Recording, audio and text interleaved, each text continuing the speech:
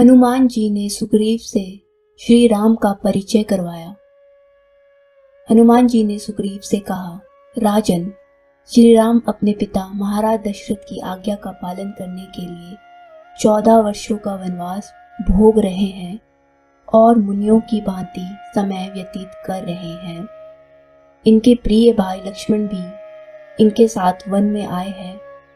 जिस प्रकार बाली ने आपकी पत्नी को बलपूर्वक अपने पास रखा हुआ है, उसी प्रकार श्री राम की भार्या माता सीता का अपहरण एक दुष्ट रावण ने किया है।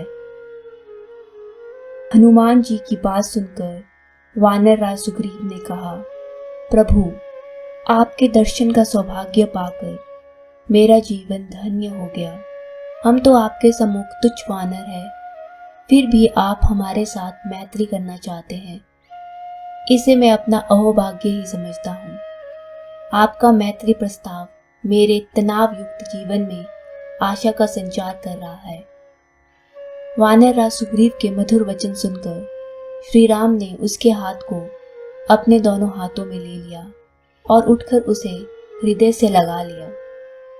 श्री राम ने सुग्रीव से कहा, वानर राज, आज से हम दोनों भाई आपके परम मित्र हैं। जो दुष्ट अपने छोटे भाई की पत्नी पर बुरी दृष्टि रखता है, उसका सर्वनाश अति शीघ्र होगा। तुम निश्चिंत रहो। ये सुनकर सुग्रीव ने कहा, हे शत्रु विनाशक श्री राम, आप दुखी ना हो। आपकी भार्या सीता जी को मैं पाताल से भी खोज लाऊंगा। मेरी सारी वानर सेना आपके साथ हर प्रकार से सहयोग करेगी, ये मेरा वचन है।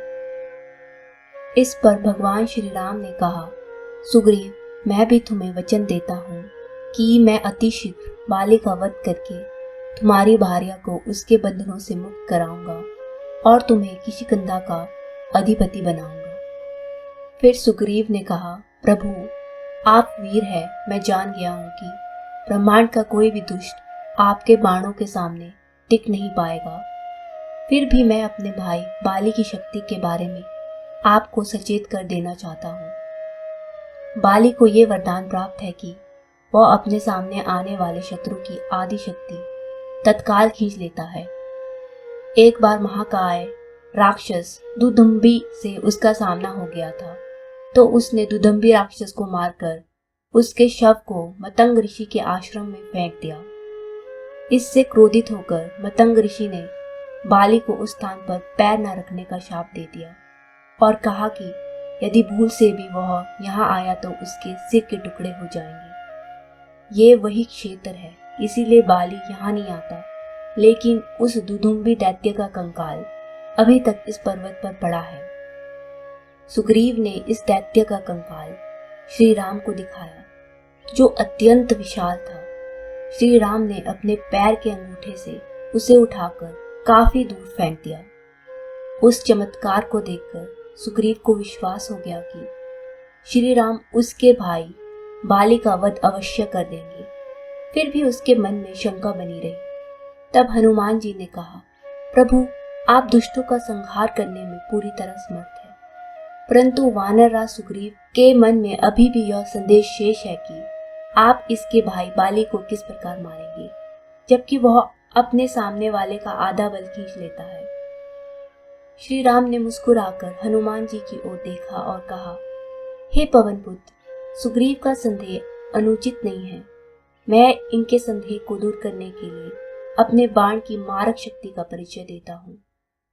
ऐसा कहकर श्री रामचंद्र जी ने अपने तरकस से एक बाण निकाला और धनुष पर चढ़ाकर सामने की ओर एक सीध में खड़े 7 ताड़ वृक्षों की ओर संधान किया और पतंजा खींचकर बाण छोड़ दिया।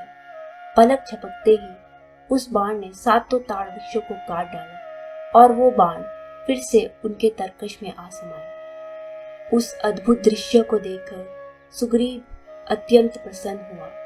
उन्हें विश्वास हो गया कि श्री राम बाली का वध करने में पूरी तरह से समर्थ है। श्री राम के आग्रह पर सुग्रीव ने किशिकिंधा नगरी में पहुंचकर बाली को युद्ध के लिए ललकारा। सुग्रीव की ललकार सुनकर बाली भयानक गर्जना करते हुए राजमहल से बाहर आया और उससे लड़ने लगा। उस दिन बाली ने उसे खूब मारा। सुग्रीव किसी प्रकार अपनी जान बचाकर भाग आया और श्री राम को उल्हाना देने लगा कि उन्होंने सामने आकर बाली को क्यों नहीं मारा। इस पर श्री राम ने उससे कहा, तुम दोनों भाई एक जैसे लगते हो। मैं समझ ही नहीं पाया कि तुम दोनों में सुग्रीव कौन है और बाली कौन है। यदि भूल से मेरा बाण तुम्हें लग जाता तो मैं मित्र का वध करने का अपराधी बन जाता। दूसरे दिन श्री राम ने एक पुष्पों की माला सुग्रीव के गले में पहचान के लिए डाल दी और उसे पुनः युद्ध के लिए भेजा।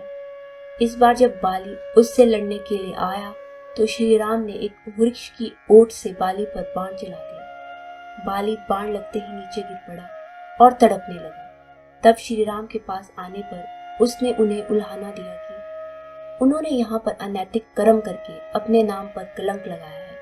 परंतु श्री राम ने अपने कर्म के औचित्य को सिद्ध करते हुए उसे ही शर्मिंदा किया कि उसने अपने छोटे भाई की पत्नी को छीनकर जो अपराध किया है उसके लिए ये दंड तो बहुत थोड़ा है।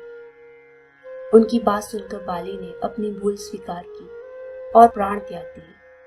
श्री राम ने लक्ष्मण को भेजकर सुग्रीव का राज्याभिषेक करा दिया और बाली के पुत्र अंगद को युवराज घोषित करा दिया। श्री राम नगर में नहीं गए, वे फिर से ऋष्यमुख पर्वत पर वापस आ गए। सुग्रीव का राज्याभिषेक करा के लक्ष्मण भी श्री राम के पास वापस लौट आए। हनुमान जी भी उनके साथ वापस आ गए। श्री राम ने हनुमान जी से कहा, पवन पुत्र, तुम क्यों वापस लौट आए? तुम्हें तो वहीं रहना चाहिए था, तुम तो सुग्रीव के मंत्री हो। हनुमान जी ने कहा, प्रभु, मेरा वहां क्या काम था?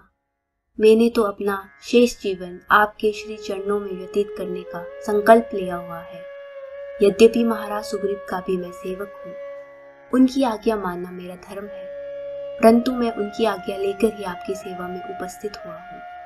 उन्होंने मुझे आज्ञा दी है कि मैं वानर सेना का गठन करूं और आपकी हर प्रकार से सहायता करूं। श्री राम ने मुस्कुराकर हनुमान को अपने हृदय से लगा लिया। हनुमान जी ने उनके आराम की हर व्यवस्था वही गुफा में कर दी, क्योंकि वर्षा ऋतु आरंभ हो चुकी थी और खुले में रहना संभव नहीं था। हनुमान जी दिन रात उनकी सेवा करते और अपने सेवकों को भेजकर वानर सेना का गठन भी करते। ऐसी ही कहानियाँ सुनने के लिए चैनल को लाइक, सब्सक्राइब और शेयर करें।